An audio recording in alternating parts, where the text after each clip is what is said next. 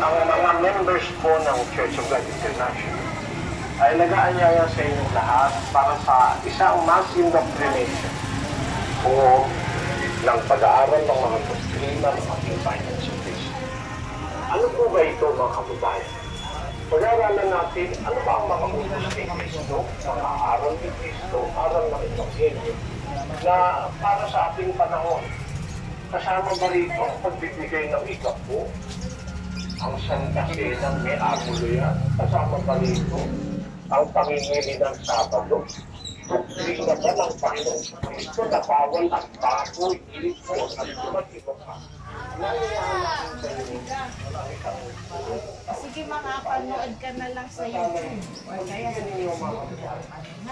7 p.m. Total, madalas tayo nag-cellphone. Makapakinig po kayo. Sa ano tayo.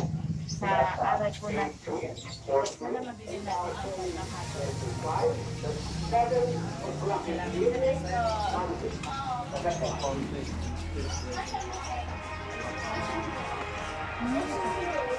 Salamat.